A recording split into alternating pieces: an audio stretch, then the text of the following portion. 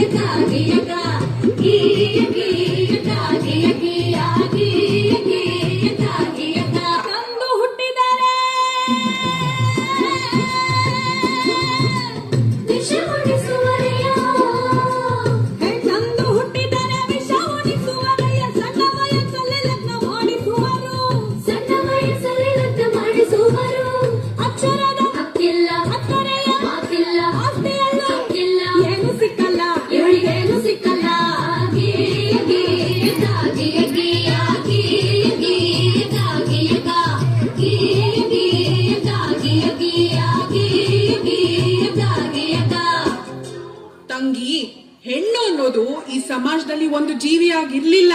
ಅವಳು ಆಸ್ತಿ, ವರ್ಣ, ವಂಶ ರವಾನಿಸೋ ಒಂದು ಯೋಜನೆ ಆಗಿದ್ಲು. ಈ ಜಾತಿ ಆ ಜಾತಿ ಸೇರ್ಬಾರ್ದು, ಆ ವರ್ಣ ಈ ವರ್ಣ ಬೆರಿಬಾರ್ದು, ಈ ಆಸ್ತಿ ಆ ಆಸ್ತಿ ಅವ್ರಿವ್ರ ಕೈ ಸೇರ್ಬಾರ್ದು. ಹಿಂಗೆಲ್ಲ ಆಗ್ಬಾರ್ದು ಅಂದ್ರೆ ಹೆಣ್ಣಿಗೆ ಯೋಚಿಸೋ ಶಕ್ತಿ ಕೊಡ್ಬಾರ್ದು. ಹಾಗೆ ಅವಳಿಗೆ ಒಪ್ಪಿಗೆ ಇದೆಯೋ ಇಲ್ವೋ, ಅವಳ ಬುದ್ಧಿ ಮತ್ತು ಮೈ ಮಾಗಿದ್ಯೋ ಇಲ್ವೋ, ಅವಳಿಗೆ ಜಾತಿಯಲ್ಲೇ ಮದುವೆ ಮಾಡಿಸ್ಬಿಡೋದು. ಹೆಣ್ಣು ಆಸ್ತಿ ತಗೋ ಬರ್ತಾಳೆ.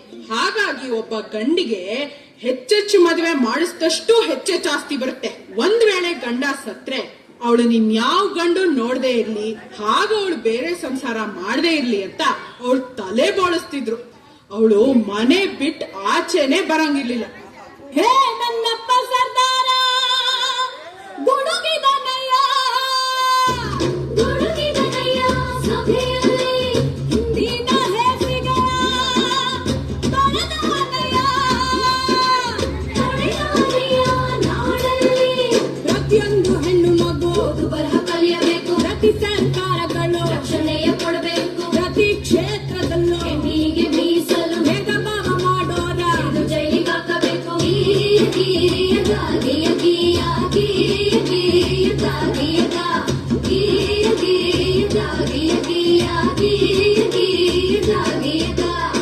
ಅದು ಅಲ್ಲದೆ ನನ್ನ ತಂಗಿ ಕೇಳೆ ಹೊನ್ನ ಮದರಂಗಿ ಪ್ರತಿಯೊಂದು ಕ್ಷೇತ್ರದಲ್ಲೂ ಹೆಣ್ಣಿಗೆ ರಕ್ಷಣೆ ಇರಬೇಕು ಹಾಗಂತ ನನ್ನಪ್ಪ ಸರ್ದಾರ ಕೊಡಿಸಿದ ಹಲವು ಸವಲತ್ತು ಪ್ರತಿ ಕಾರ್ಖಾನೆಯಲ್ಲೂ ಪ್ರತ್ಯೇಕ ಶೌಚಾಲಯ ಪ್ರತಿಯೊಂದು ಕೆಲಸಕ್ಕೂ ಸಮನಾದ ವೇತನ ಹೆರಿಗೆ ರಜೆಯನ್ನು ತಪ್ಪದೇ ನೀಡಬೇಕು ಹೆಣ್ಣು ಶಿಶು ಹತ್ಯೆ ಇನ್ನು ಮುಂದೆ ನಿಷಿದ್ಧ ಹೆಣ್ಣಿನ ಶೋಷಣೆಗೆ ಜೈಲೇ ಶತಸಿದ್ಧ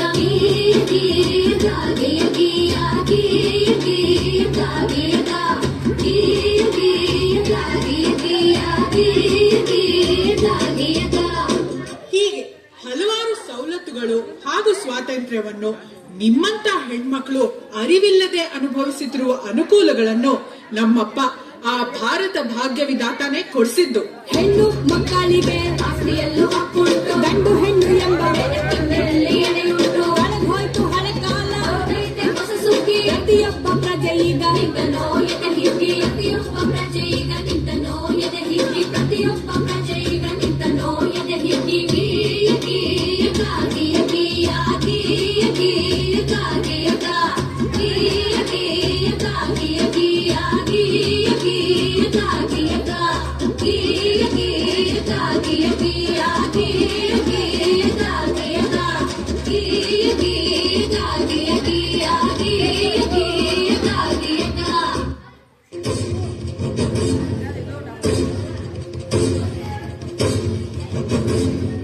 ಸಂವಿಧಾನ ಪೀಠಿಕೆ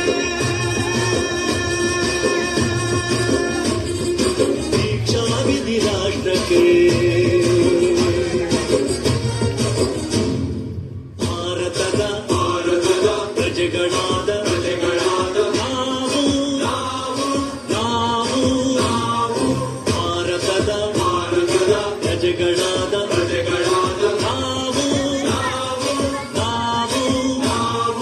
ಭಾರತವನ್ನು ಒಂದು ಸಾರ್ವಭೌಮ ಸಮಾಜವಾದಿ ಭಾರತವನ್ನು ಒಂದು ಜಾತ್ಯತೀತ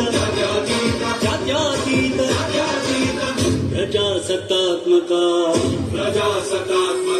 ಗಣರಾಜ್ಯವನ್ನಾಗಿ ರೂಪಿಸುವುದಕ್ಕಾಗಿ ಭಾರತೀಯರೆಲ್ಲರಿಗೂ ಸಾಮಾಜಿಕ ಆರ್ಥಿಕ ಮತ್ತು ರಾಜಕೀಯ ನ್ಯಾಯವನ್ನು ವಿಚಾರ ಅಭಿವ್ಯಕ್ತಿ ನಂಬಿಕೆ ಧರ್ಮ ಮತ್ತು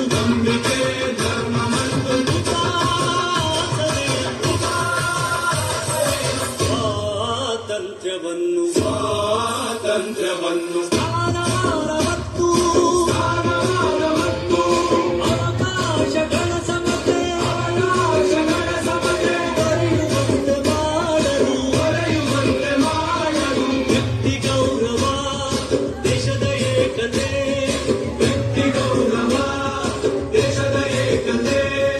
ಸಮಗ್ರತೆಗಾಗಿ ಎಲ್ಲರಲ್ಲಿ ಭ್ರಾತೃತ್ವ ಭಾವವನ್ನು ಮೂಡಿಸುವುದಕ್ಕಾಗಿ ಸಂಕಲ್ಪ ಮಾಡಿ ನಮ್ಮ ಸಂವಿಧಾನ ಸಭೆಯಲ್ಲಿ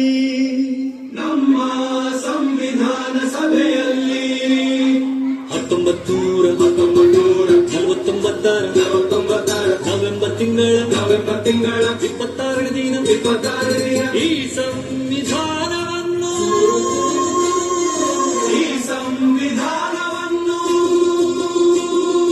ನಮಗೆ ನಾವೇ ಅರ್ಪಿಸಿಕೊಂಡು